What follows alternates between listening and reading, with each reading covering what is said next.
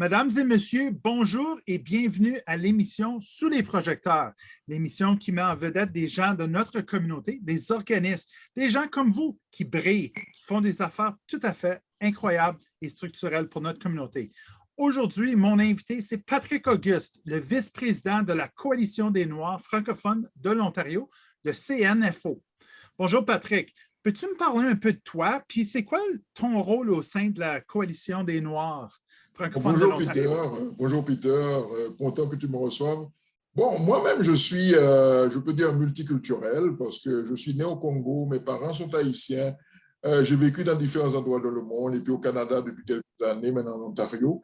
C'est moi, je m'implique beaucoup de ma communauté en général et les autres communautés aussi. Et puis, je suis un homme de communication aussi. Bon, c'est ça. C'est vrai, tu animes une émission de radio à toutes les semaines. On peut dire que tu es international puis très local en même temps. Oui, exactement. Toi, tu es vice-président de la Coalition des Noirs. C'est quoi ton rôle dans tout ça? Bon, moi, mon rôle est vraiment d'accompagner la présidence et dans la coordination de la structure et puis de faciliter les communications à l'interne. Je m'occupe aussi du comité des communications. Donc, si la présidente n'est pas disponible, je suis présent. Et puis, c'est ça, nous travaillons ensemble. C'est une belle équipe, là. OK. Parle-moi un peu des débuts de la Coalition des Noirs. Qui a eu l'idée? Comment avez-vous eu l'idée pour la création? Puis, c'est quoi son rôle? C'est quoi son mandat? Bon, ça fait quelques années quand même. On réfléchissait, suite à l'échec d'une tentative similaire qui était l'UPMRF, alors il y avait quand même un besoin toujours de la communauté pour avoir une structure qui représente les Noirs francophones en Ontario avec leurs spécificités au niveau provincial. On dit qu'on doit rebâtir ça. Un groupe, comité ad hoc s'est formé. Bon, on est arrivé, rencontrer la communauté, et puis bon, c'est comme ça que la nouvelle structure est née. Il y avait quelques réticences à s'identifier comme noir. Bon, on s'est dit, bon, on va le faire, et puis on a été franchement, parce qu'on s'est dit qu'il y avait quand même quelques divergences par rapport à d'autres communautés ethno-culturelles qu'on appelait ça. Donc là, c'est une différence par rapport à l'UPMRF. Donc, c'est ça, la nouvelle structure est née depuis fin 2019 environ. Et là, nous travaillons et ça va assez bien, ça évolue assez bien à date. Ouais.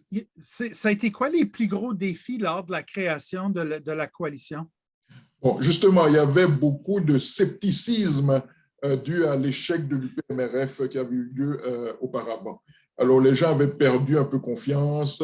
Il y avait un manque de, je peux dire, bon, on se demandait est-ce que c'est nécessaire ou pas, et est-ce qu'il fallait aller de l'avant. Il y avait beaucoup d'hésitation de la part de la communauté. Bon, je pense que les défis essentiellement, c'était ça, et de se faire confiance pour aller de l'avant. Bon, finalement, il y a une équipe, un noyau dur, je peux dire, qui s'est dit on va de l'avant, et puis on a pu surmonter ça pour accoucher maintenant de cette nouvelle structure. C'est toujours bon de se poser les questions, est-ce qu'on devrait même exister? Ça c'est intéressant. Puis maintenant, ça mène à un projet pour un plan stratégique, votre premier plan stratégique. Peux-tu me parler un peu de comment vous êtes en train de développer ce plan stratégique-là? Puis c'est quoi là? Peux-tu nous donner un avant-goût de la vision qui s'en vient pour la coalition? Bon, d'abord, il faut dire, nous sommes des individus à l'intérieur d'une entité et on veut travailler pour toute une communauté. Donc, ça serait une erreur de simplement aller avec ce que nous voulons faire individuellement là. Donc, le plan stratégique, c'est de pouvoir mettre tout ça ensemble, se concerter, réfléchir ensemble pour cibler des actes stratégiques, consulter la communauté aussi pour avoir quelque chose d'inclusif, un plan inclusif qui vraiment répond aux besoins, je veux dire, des Noirs, francophones dans tout l'Ontario. C'est ça l'idée du plan stratégique. Pour y arriver, on a fait un appel d'offres public et finalement, c'est Mme Ethel Côté, bien connue, bien expérimentée, qui nous accompagne là-dedans. Donc, on a revu la vision, la mission, on est en train de travailler sur les axes stratégiques. Donc, c'est en train de se faire. Bon, là, tu me demandes je ne peux pas encore te préciser parce que tu sais que c'est en train d'être révisé. c'est en train d'être révisé là, pour mission, vision et tout ça. Je ne sais pas si tu veux quand même que je... Ah, écoute, si ce n'est pas prêt à partager, ça va nous donner une excuse pour avoir une discussion plus tard. Mais autour de tout ça, puis vous êtes certainement en bonne main avec Ethel Côté, on me dit que vous lancez un projet fort qui vise à faciliter l'intégration des nouveaux arrivants issus de la diversité. Peux-tu peut-être au moins tu peux me parler du projet. Tu ne peux pas me parler de la vision qu'on va annoncer plus tard, c'est certain. Oui, pour le projet, voilà, c'est que justement, et l'approche qu'on a choisie, c'est de travailler, de collaborer, d'identifier d'abord les associations des pays d'origine. Hein. Par exemple, associations haïtiennes, congolaises, burundaises, etc. Et de façon à travailler de façon, je veux dire, de façon convergente avec ces associations-là, les accompagner dans leur processus d'accueil et de façon à vraiment qu'au niveau des nouveaux arrivants, par exemple, et qu'on puisse avoir donc des vases communicants pour pouvoir vraiment nous-mêmes également accompagner ces nouveaux arrivants. D'ailleurs, même, on a un projet, le projet phare dont tu parles là, et c'est les tables communautaires. Alors, bien rapidement comprendre, bon, ça va se faire un peu sur le modèle des tables de concertation de l'AFO, mais qui vraiment vont réunir ces organisations de pays d'origine. Donc, on va appeler les tables communautaires. Je crois que c'est un outil qui nous permettra vraiment de travailler ensemble, d'être plus efficaces dans l'accueil et l'intégration de nouveaux arrivants. Et d'ailleurs, Peter, il y a une tournée provinciale que nous allons faire dans les prochains jours. On parle du 11 septembre environ. Bon, je ne sais pas quand est-ce que cette entrevue va être diffusée, mais en tout cas, donc on va sur plusieurs semaines aller dans tout l'Ontario, un peu rencontrer ces associations-là et de façon à vraiment les intégrer dans le travail que nous faisons en général. Ah ben, je pense que c'est un beau projet. Selon ton expérience, c'est difficile d'offrir des services en français en Ontario. C'est quoi la barrière pour rejoindre les nouveaux arrivants, les personnes issues de la diversité avec qui vous travaillez? Bon, moi, je dirais que premièrement, il y a les ressources. Les ressources sont parfois limitées hein, parce qu'on parle de francophones. Alors, on dit toujours qu'on a une minorité dans la minorité noire, de la minorité francophone plus large, que de la minorité, qui est une minorité parmi les anglophones. Donc, pour accéder aux ressources, c'est toujours pas évident, mais on y arrive quand même, hein, à force de travail, mais c'est quand même un défi de trouver les ressources pour ça. Et aussi, il y a un réflexe dans la population en général d'aller vers le monde anglophone parce qu'il y a une impression que c'est là que l'économie fonctionne, c'est là que la richesse se trouve. Donc maintenant, il faut rassurer nos populations qu'au niveau francophone, il y a de belles initiatives, elles peuvent réussir aussi en français.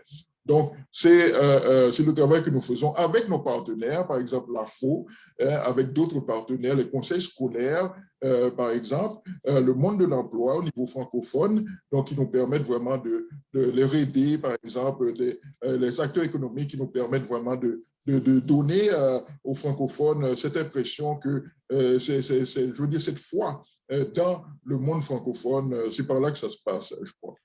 Il faut que ça soit gagnant-gagnant. Il faut que les gens voient qu'il y a des avantages. Puis, ce n'est pas toujours un discours qu'on partage nécessairement publiquement. On a toujours de l'air comme on est en train de lutter pour quelque chose. Les gens ne veulent pas toujours nécessairement lutter. Autour de tout ça, avec ton expérience, avec la Coalition des Noirs, as-tu des recommandations à faire ou à partager avec la communauté, des choses que vous avez appris, que vous ne voudriez pas que les autres apprennent de votre sagesse maintenant? Oui, bon, moi, je crois que c'est aussi, il faut un peu restreindre ces réactions de type émotionnel, hein, parce que au Canada, surtout, on a diverses identités. On est francophone, on vient d'Haïti, de l'Afrique et tout ça en même temps. Donc, on compose avec différentes cultures. Souvent, quand on est trop attaché à sa propre culture d'origine, on est très émotionnel, c'est un blocage. Il faut dépasser les ressentiments, accueillir la différence d'opinion avec une certaine sérénité, chercher constamment les points qui nous rassemblent, les points communs, plutôt que les points de divergence, et de façon à ce qu'on puisse aller de l'avant ensemble. Il faut apprendre à se réinventer sur le plan personnel et être ouvert à ça. Moi, je crois que si on a la bonne attitude d'aller vers l'autre, mais tout en on est fier de ce qu'on est, prêt à partager ce qu'on est. L'autre le fait en sens inverse. Je crois qu'avec les autres communautés, il y a moyen de vivre pour une francophonie plurielle épanouie où tout le monde a sa place, là. Des sages conseils, Patrick Auguste. J'ai une dernière question pour toi, une question surprise. On arrive déjà à la fin de l'entrevue qui se passe très rapidement. Mais c'est quoi ton plus grand rêve pour la communauté franco-ontarienne? Bon, moi, vraiment, ce serait que la communauté franco-ontarienne soit, et bon, on va dire au moins l'égale de la communauté anglophone, parce que parfois on a l'impression d'un déséquilibre, hein.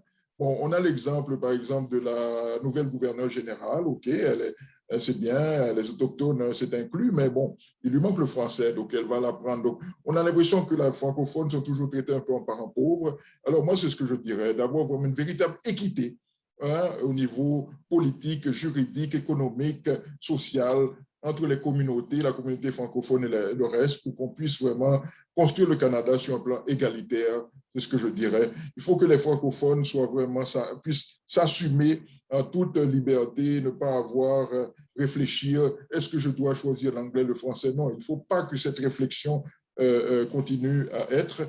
Donc, c'est ce que je dirais. Ça devrait être naturel de vouloir réussir en français. Bon, on peut toujours parler anglais, il n'y a aucune objection pour ça, mais ça ne devrait pas être comme quelque chose de ou c'est ça, ou c'est l'échec. Non, non. On a de quoi, on a une belle culture à vendre. Moi, j'ai visité le monde anglophone.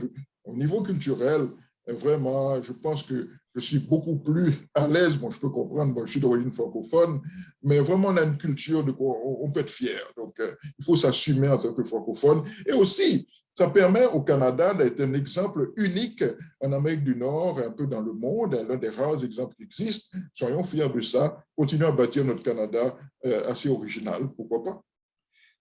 Patrick Auguste, vice-président de la Coalition des Noirs francophones de l'Ontario, merci d'être avec moi aujourd'hui. Tu nous as dit que tu étais un communicateur d'expérience. Tu l'as certainement prouvé dans cette entrevue. Je te remercie de ton temps aujourd'hui.